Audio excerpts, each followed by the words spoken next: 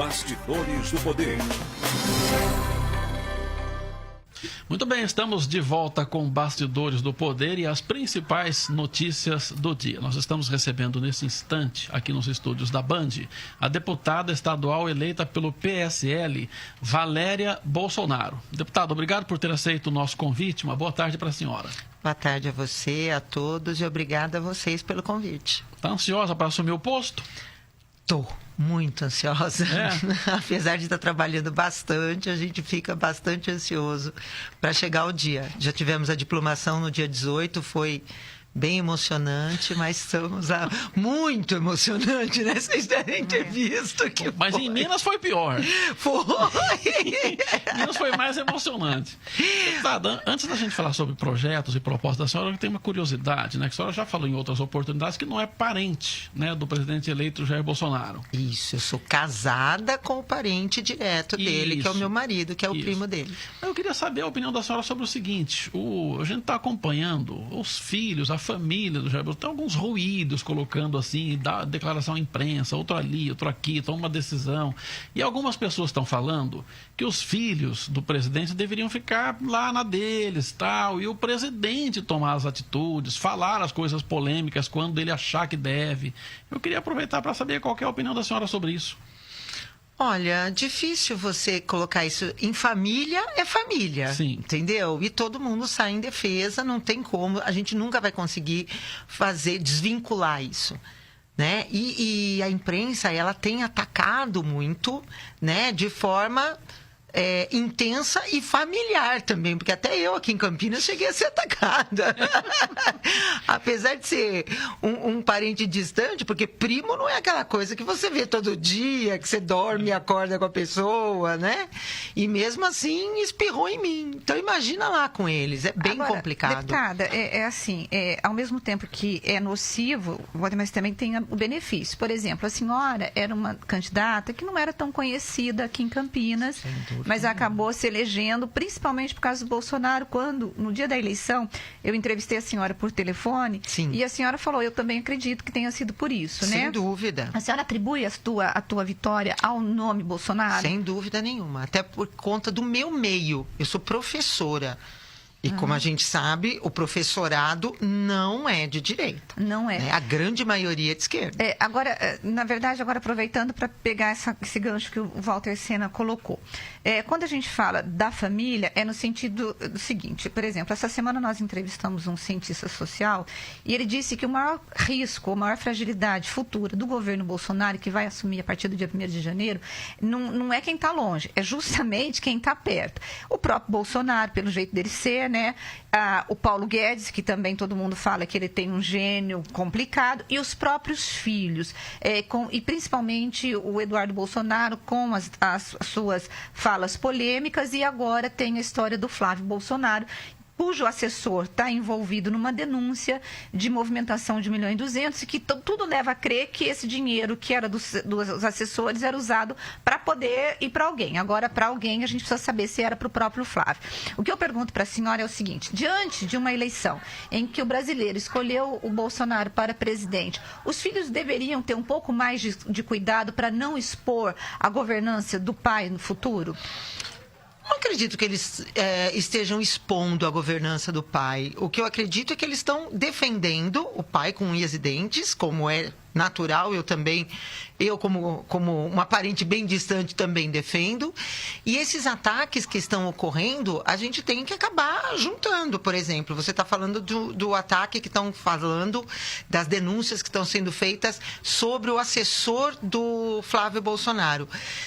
É muito complicado, porque quando você contrata uma pessoa para trabalhar na sua casa, você não fica controlando a vida da pessoa 24 horas por dia. Mas salário, mas a senhora como deputada, a senhora tem que saber se esse dinheiro está indo para a senhora. Você confia na pessoa que está ali. Nós tivemos um exemplo muito prático, que foi de um deputado, o Capês, que foi condenado por conta dos seus assessores. É diferente. Foi provado que ele não tinha nada a ver com isso. Quem fez toda a confusão foram os assessores. Não, mas são coisas diferentes. O CAPS era o envolvimento na questão da merenda. Sim.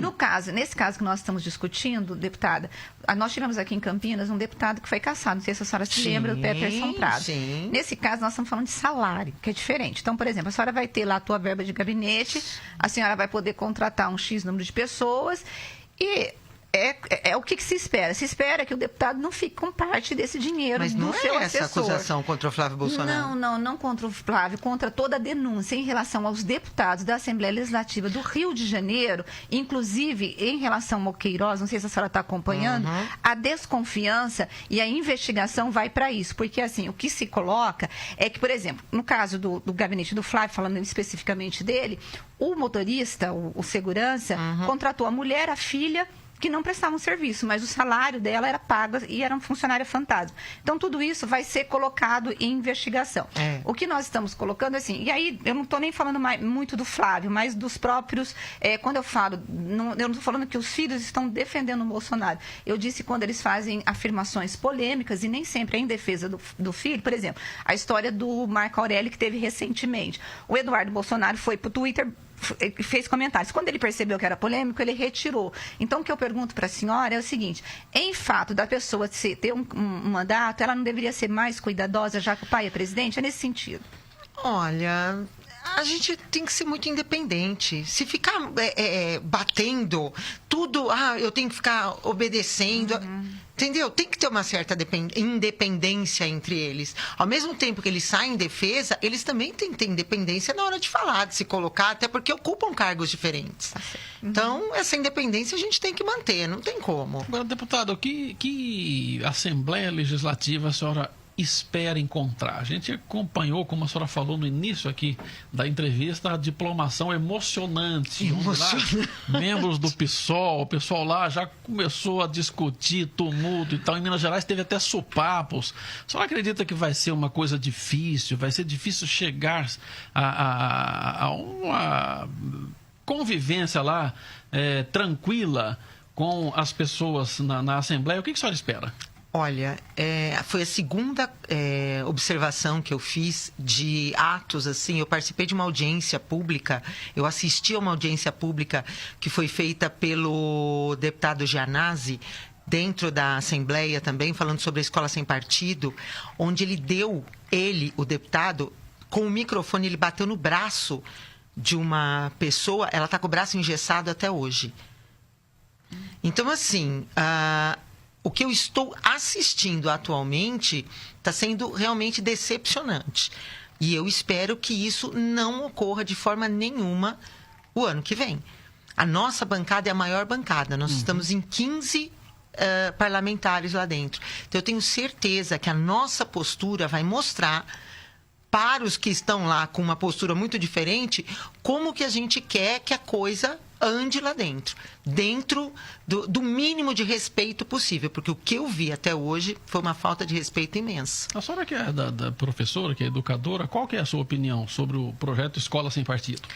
A minha opinião sobre o projeto Escola Sem Partido é o seguinte: a esquerda, ela coloca esse projeto de uma forma muito deturpada. O que está sendo pedido é simplesmente que se cumpra o que já é lei.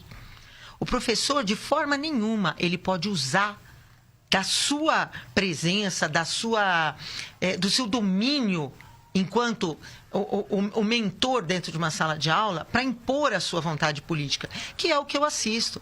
Eu sou professora também da educação fundamental, do EJA, e eu canso de assistir professores de história, professores de geografia, que vão com camisetas de partido político dentro da sala de aula, chegam lá e ficam defendendo o seu posicionamento político como se fosse o único certo, e não falam, não tratam dos outros.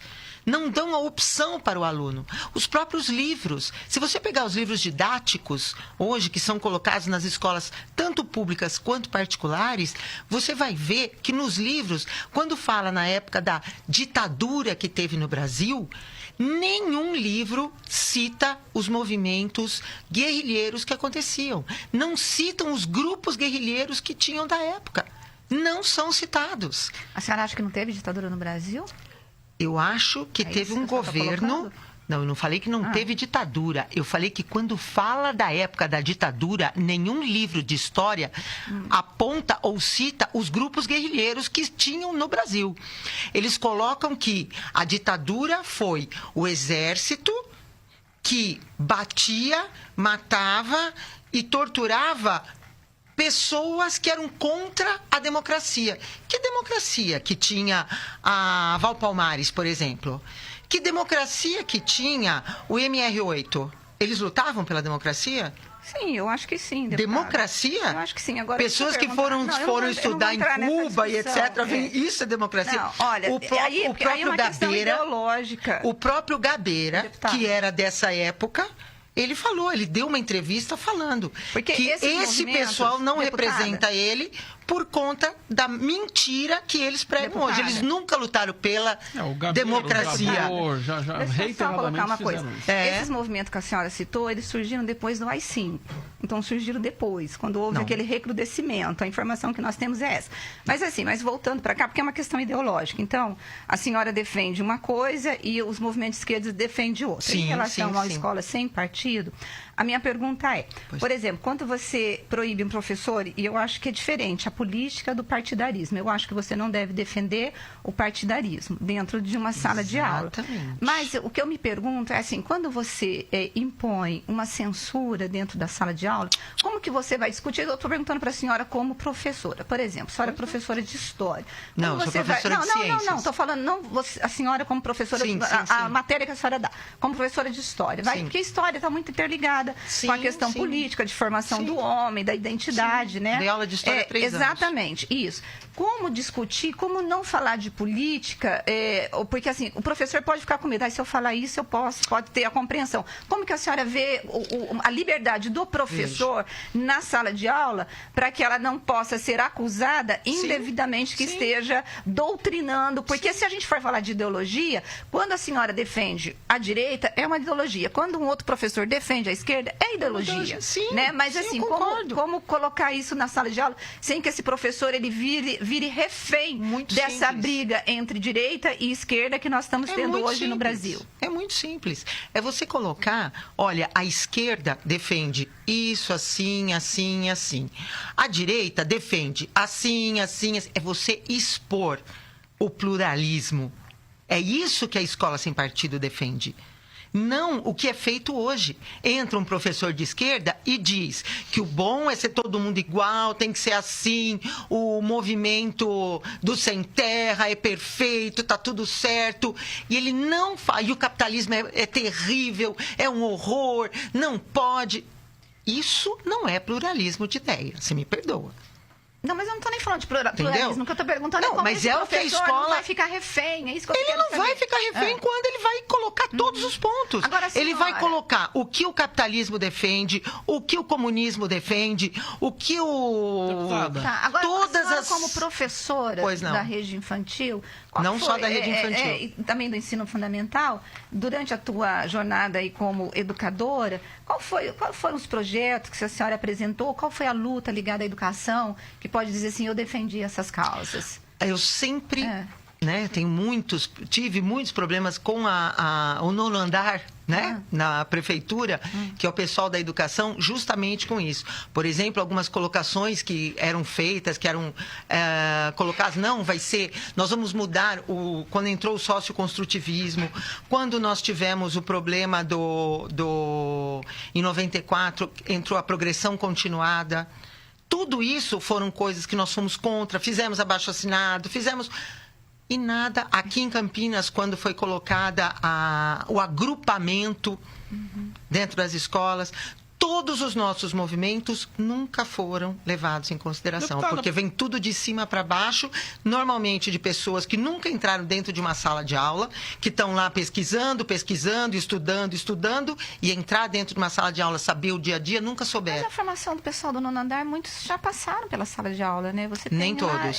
Nem todos, passaram. Por exemplo, a secretária... A grande maioria não. Por exemplo, supervisores, coordenadores pedagógicos... Nem todos. Já mudou tudo. Eu conheci muitos que eram de sala de aula e saíram da sala de aula e foram para lá. E mudaram muito. Deputada, por que na sua opinião, majoritariamente gente de esquerda se interessa por dar aula? Olha, eu vou falar para você, eu nunca entendi. Na realidade, eu nunca entendi. Sempre tive uma briga muito grande com isso. Eu sempre tive muitos problemas, né? Porque não... E tive pessoas amigas minhas que trabalharam comigo, que quando descobriram o meu sobrenome, viraram a cara comigo, né? Então a gente vê que a democracia é uma coisa complicada nesse meio. Mas um psicólogo, eu ouvi numa reportagem, um psicólogo dizendo que o professorado, ele tem o aluno como um cuidado. E talvez essa ideologia de igualdade que a esquerda prega possa, na cabeça do professor, trazer alguma coisa de benefício. Mas eu não consigo entender. Agora, tenho certeza que nós, professores, não saímos da condição ínfima, né? Porque não somos respeitados, não somos respeitados como profissionais, não somos respeitados como funcionários. Haja visto o nosso prefeito o que ele está fazendo. Nós estamos sem o 13º e agora saiu que nós não vamos receber o nosso salário integral em dezembro, agora no dia 30, no dia 28, que seria.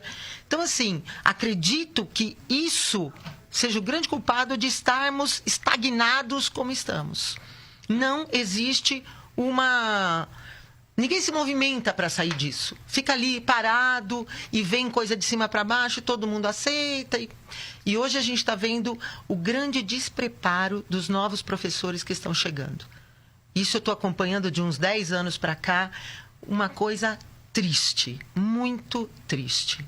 Mas aí é geral, né? O ensino vem se degradando em todas as áreas. E agora... E vai formando pessoas cada vez menos competentes. Deputada, o nosso tempo infelizmente se esgotou. A gente quer agradecer a presença da senhora aqui na Band. Eu que agradeço. Muito obrigado, uma boa tarde. Boa tarde. E Bastidores do Poder fica por aqui. Obrigado, gente, pela companhia. Até mais. Tchau.